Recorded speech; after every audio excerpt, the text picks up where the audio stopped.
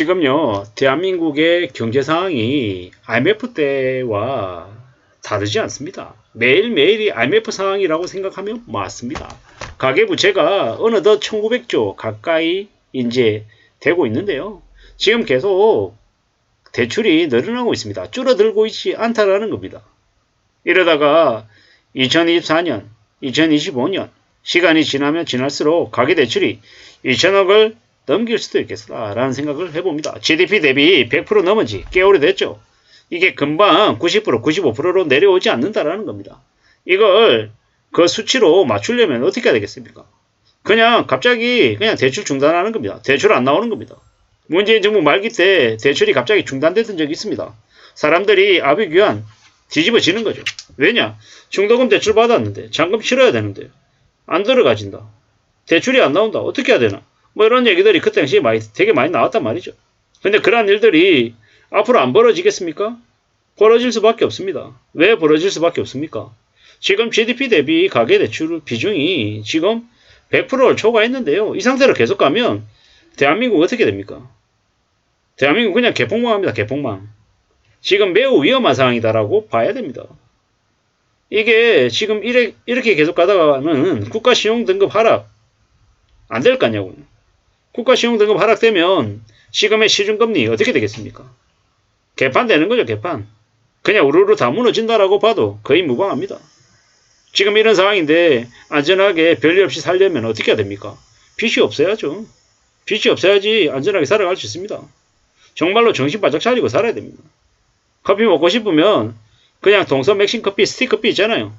회사 사무실에 있는 거. 그거 마시고 함부로 테이크아웃 안 하고 이제 정말 어떻게든 단돈 1,000원이든 2,000원이든 아끼려고 각오를 해야 됩니다. 그래야 살아남을 수 있습니다. 저녁 술자리요? 저녁에 술자리 한 번 하면 그냥 N분 내려도 3만원, 4만원, 5만원이 금방입니다. 어떻게 살아야 되겠습니까? 회식은 그냥 점심때 그냥 같이 밥 먹는 걸로 하고 이래저래 있잖아요. 정말 조심도 조심하며 살아야죠. 욕심 부리면 안 된다라는 겁니다. 함부로 까불어서도 안 된다라는 거죠. 각자 자기 처지에 맞게 살아야죠. 그게 더 필요합니다. 우린요 언제든지 직장인들은 퇴직할 위험을 도사리고 있습니다. 안고 살고 있는 거죠. 자영업자들은 그럼 괜찮냐? 아니죠. 요즘 자영업자들 되게 안 좋답니다. 특히나 공산품 가지고 판매하는 온라인 셀러들 얘기 들어보면 이제 매출이 너무 많이 줄어드는 거죠. 쿠팡에서 뭐 공구들 하루에 그래도 150개에서 200개 정도 나갔다라고 하는 온라인 그 셀러 하시는 대표 얘기 들으니까 분명히 두세 달 전까지만 해도 하루에 한 150개에서 200개 나갔는데 이번 달 들어서는 아예 그냥 하루에 1개, 2개, 3개 너무 안 나간다는 거죠. 이게 뭔가라고 이제 고민을 막 하더랍니다. 그러니까 이제 그 대표랑 얘기하면서 그런 얘기를 했죠. 아니 뭐 몽키나 뭐 벤치나 이런 것들 뭐 우리가 뭐 기술자도 아니고 뭐 집에서 한번 필요하니까 쓰는 건데 뭐 쿠팡에서 2만원 3만원 하던 거 알리나 테무에서 5천원 하면 5천원짜리 사지 누가 3만원짜리 사겠냐라는 거죠. 뭐 이래저래 뭐 폭리를 취했다 어쩐다 뭐 이런 얘기들도 많이 하는데 또 그분들 입장에 있어서는 이제 갑자기 매출이 줄어들고 재고 쌓여 있고 창고 보관 비용 내야 되고 이래저래 많이 어렵다는 거죠. 충분히 이해가 되죠. 고객 입장에서는요. 3만원짜리 2만원짜리 사는 것보다 5천원짜리 사도 괜찮다라고 하면 5천원짜리 사는 게 합리적인 거고 뭐 이래저래 점점 더 악순환이 벌어지는 것 같습니다. 빚이 많으니까 쓸 돈이 없고 쓸 돈이 없으니까 소비를 줄이고 소비를 줄이니까 각 이제 크고 작은 기업들이 매출이 줄어들고 매출이 줄어드니까 인력 이제 구조조정하려고 하고 월급 많이 받는 사람부터 자르려고 하고 뭐 중년 이상 되는 사람들 내보내니까 그 사람들이 이제 부양해야 되는 가족들 학생들 아이들 또 이제 제대로 못 먹여 살리니까 또 이제 가정이 또 엉망되는 거고 이래저래 참 씁쓸하더라는 거죠. 앞으로 엄청난 충격들이 벌어질 것 같습니다. 저 이제 어제 이제 일본 영화를 봤는데 13년의 공백인가 뭔가인데요. 이제 아빠가 이제 매일 노름만 했어요. 그러다가 노름에서 빚지니까 이제 조폭들이 와가지고 이제 채권자들이죠. 돈 내놓으라고 얘기하는 거예요. 그러니까 집안에서 숨어서 가족들이 조용히 숨죽이고 그냥 값싼 카레 먹는 거예요. 카레. 그러다가 그마저도 그 남편이 도망가 버리고 안 옵니다. 그러니까 어떻게 돼요? 엄마가 이제 아들 둘이 이제 먹여 살리려고 신문 배달하고 차에 부딪혀서 교통사고가 났는데도 괜찮다 그러고 쫓아가서 신문 또 배달해야 된다 그러고 이제 아들 둘은 아들 둘대로 되게 서글프고 되게 힘든 삶을 사는 거죠. 왜겠습니까? 삶이 어려우니까. 먹고 죽으려고 해도 돈이 없으니까. 그렇게 가정이 엉망이 되는 거죠. 그나마 그 영화에서 이제 그 두 아들의 엄마가 그래도 건재하게 아이들을 챙기니까 아들 둘이 그래도 제대로 된 이제 성인이 되는 거지. 엄마마저 도망가면 어떻게 됩니까? 아들 둘이, 남자 둘이 뭘 먹고 사냐고요. 그냥 이제 거지처럼 사는 거고 나중에 범죄자 되는 거고 인생이 그냥 개막장 되는 거죠.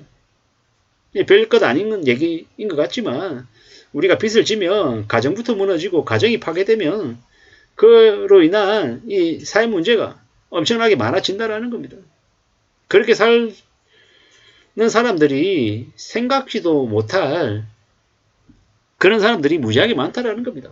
일본의 영화 심야 식당이라고 하는 영화가 있어요. 이제 거기에 심야에 마스터라고 하는 그 이제 요리하는 이제 아저씨가 해주는 음식을 먹으며 사람들이 모여서 이런저런 얘기를 해요. 그런 얘기하는 거 들어보면 인간들의 군상들이 별거 없더라는 거죠. 참 살아가는 게 힘들고 어렵구나라는 거. 참 막막하구나라는 생각도 많이 들었습니다. 이제 그런 이제 영화 드라마나 소설을 통해서 우리는 현실을 엿보는 거죠. 지금은 IMF보다 더 심각한 상황이다가 아니라 지금이 바로 IMF다. 매일매일이 IMF다.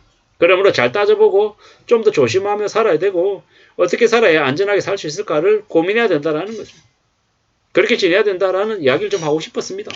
지금 이미 대한민국의 경제는 정상의 수준을 넘어섰습니다. 그리고 우리는 언제든 위기를 겪을 수 있습니다. 그렇기 때문에 그 위기를 겪지 않기 위해서 어떻게 살아야 될까? 어떻게 대응해야 될까를 고민해야 될 것 같습니다. 고민하고 또 고민하고요. 조심 또 조심해야죠.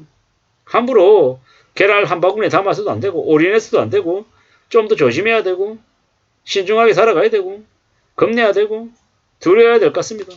많은 생각들을 하게 되는 것 같습니다. 어떻게 살아야 될까? 어떤 삶을 살 수 있을까? 뭐 여러 가지 고민들, 여러 가지 생각들을 해야죠. 해야 됩니다. 가만히 있으면 누가 도와주는 거 없습니다. 되려 지금처럼 되게 힘들고 어려운 시국에 도와주겠다라고 호의를 베푸는 사람들을 되려 두려워하고 경계해야 되고 좀 멀리해야 될지도 모릅니다. 왜냐? 삶이 힘들기 때문에, 어렵기 때문에 더 이제 쉽고 좀 편한 길을 찾으려고 하는 그런 마음은 충분히 이해가 되지만 그런 거 잘못 쫓아다니다가는 안 그래도 없는 살림에 더 많은 것들을 뺏기고 더 망가질 수 있다는 걸 잊지 말아야 될 것 같습니다. 이상입니다.